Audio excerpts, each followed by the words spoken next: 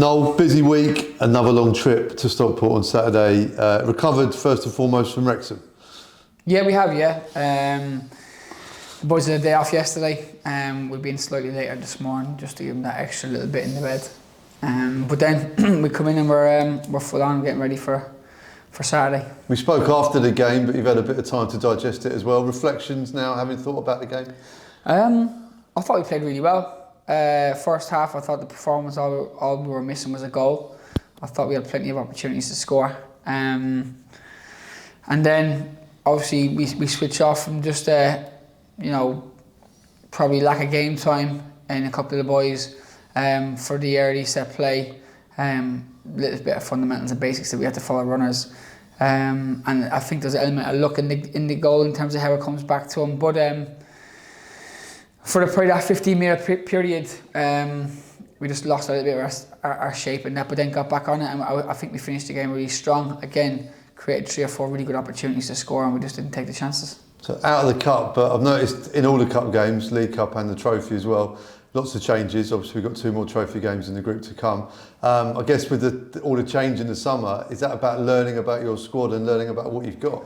Yeah, absolutely. Listen, we haven't got the biggest of squads, we know that, and there's 2 ways you can look at it. I think it's really important that we utilise what we have in terms of our young players, the academy players coming through. I think we saw plenty of them the other night, and it's a great opportunity for them. You know, it gives us a chance to maybe keep a couple of our boys off their feet that have been playing the league games week in, week out, and to show what our academy can do and how strong we are at times. You know, to come up against a team like that. With the squad they have and the players they have, every one of them is a first team player, you know, in terms of they've played plenty of games, they know the levels, they've played above the levels, whereas we're bringing boys through that have played maybe a handful of games for the football club that are getting that first team experience, and we see them in that real game on game experience. Huge amounts of change that we've referenced regularly on these chats, but talk to me about the progress you felt you've made since the start of pre-season, I guess. Yeah, I think you can see it. I think we're bonding and we're getting better. I think in terms of the game the other night, I thought we controlled it from the first minute. It's always a kind of a war of attrition for that first 10 minutes, trying to get your foothold in the game and trying to get into the opposition half and play in there. But I thought once we did that and we settled down, I thought we did it really well. And it shows we're getting stronger with the connections and the relationships in and around the pitch. So again, obviously the other night we decided to take a couple out of it. I mean, it was Jack's first 90 minutes on Saturday previously in nearly a year. You can get emotional and you can go and throw him in there, but risk losing him over a cup game, and it's not really our priority this season. If we're being honest about it, let's be honest. The league's really important. The group growing and getting better and building as a squad, as a whole, as a team is really important for us. To put the flat platforms and the foundations in for going forward. So, keeping Jack out, I know he would have wanted to play in it, but I just think it was the best decision because he's a big player for us. People like that, I think it's important that we look after when we can. When they haven't played a lot of football over the last, say, 6, 7, 8 weeks, and coming into a thick and heavy schedule is really tough. So when we can, we will give them a bit of a respite. It's about preventing injuries as well. What's the injury situation like? We obviously saw Derek struggling at the end of the Orient game. Yeah, listen, and like I said, he stayed on. He wanted to stay on for the last 10 minutes we were winning, and it was a thin margin, and you can see with his block tackle in the last minute of the game how important he was. But he's picked up an injury in his hamstring, so he'll miss the next probably 4 to 5 weeks, depending on how he recovers. But so that's a blow for us. Who else is there? Andre picked up a groin injury on Tuesday, so we're hoping it's not too bad. But again, something that looks like it's going to keep him out for this weekend at least.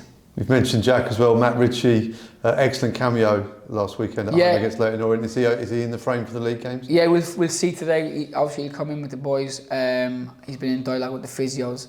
I thought he was great when he came on the other day, and he's something that we, the standard and the level that he's played at, and how he not just influences the game with his energy and his enthusiasm, with his voice. And I said that when he comes here and when he plays and when he's involved in training, that I don't want just half of Matt Ritchie. We want all of Matt Ritchie in terms of everything he's about, his enthusiasm for the game, the way he wants to press, how he still wants to learn.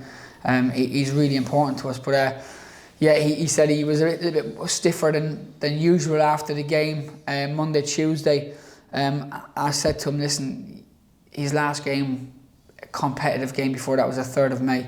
It's a long time to go, and then he was training on his own for a long period of time, not that interaction with a team, which is massive in pre-season. So we'll see how he gets through this week, today and stuff. But you know, if we have him, brilliant. If we don't, we just have to leave it a week and not push and shove him, because I don't want to lose him for a long period of time. That must be frustrating, because the fans can see the quality, you obviously know the quality, but it's the long haul, isn't it? It's the marathon of the season, so it's about being patient, I guess, with him. Yeah, it is. And like, again, when we sign players so late in the window, this is a risk you have to take, and it is frustrating. Of course it is. Oh, I want them on the pitch, you know, yesterday, but understanding that I will never put a player's you know, health or situation at risk over a game. And if we feel that, you know, we have a conversation with him, the player, the physios, and then feel that it's too much of a high risk for him, for us, I'd never put a player's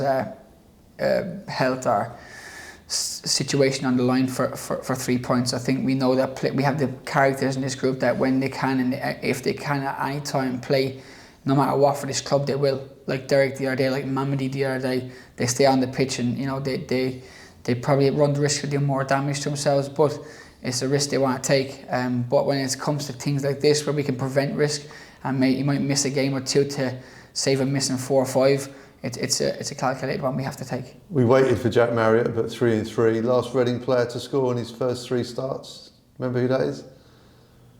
No, I wouldn't have a clue. Some guy called Noel Hunt, apparently. Was it me? Was it? A little while ago. Oh, yeah, it was. Yeah, what's that? 16, 17 years ago? 17 years was ago, that? yeah. Okay, I remember some start him. though for Jack. Yeah, he's been brilliant. He's been brilliant. Listen, he comes in. He's what we crave, is a little bit of experience in the top end of the pitch to help Mark, to help Kelvin Lee, to have a look at how you do it and why he's been prolific at this level for so long. But it's not just that; it's his energy, his enthusiasm. You know, it brings it to the fore for us. And for me, he's a breath of fresh air around the place. He's such great help for the younger ones. And we need that experience throughout the team in terms of how we're going to make our players better and stronger. Talk to me about Stockport. Fantastic season last season, and a solid start, I guess. Following if you lose in the playoffs, that can be problematic. No, listen, they've recruited really well. They've got a strong squad. They've got good players that they took from the level above. They'll be right there again this year, I've got no doubt. So it'll be a tough game for us. You know, they've got strength in all areas of the pitch. They're a physical team. You know, they're a good footballing side, but they can mix it as well. So for us, it's going to be a tough task. It's going to be a really tough game for us. But we've got to go up there and make sure that we're solid and we're hard to beat. It's an away game, simple as that. But also we pose our own threats as well. Home form has started to turn and been very solid again this season.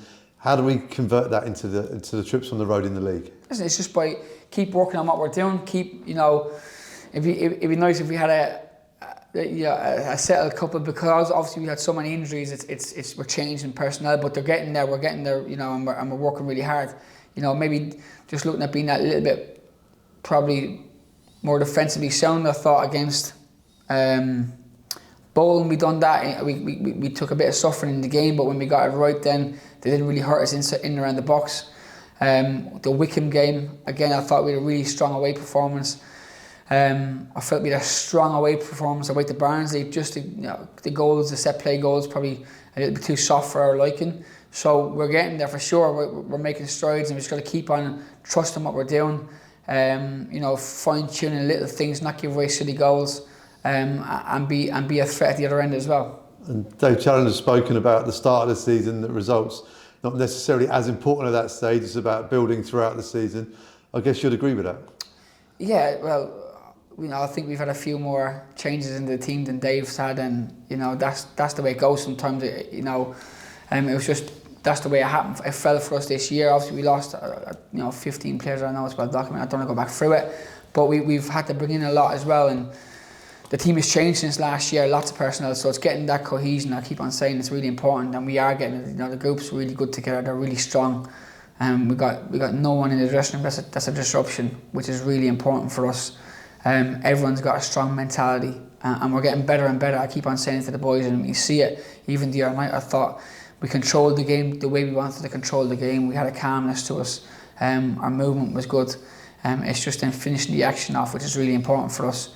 And we've got a couple of fundamentals within that are non-negotiable. So it's about getting that momentum, getting that couple of results back to back. We had 3, and then we obviously got beat, then we won. You know, so in terms of the last 5, it doesn't look too bad. And now we got to keep trying to push it forward and make sure we get on that roll and getting that mentality of, you know, being hard to beat, being aggressive, and poison that threat at the top end of the pitch. Well, safe travels. We'll see you at Stockport. Thanks, Phil.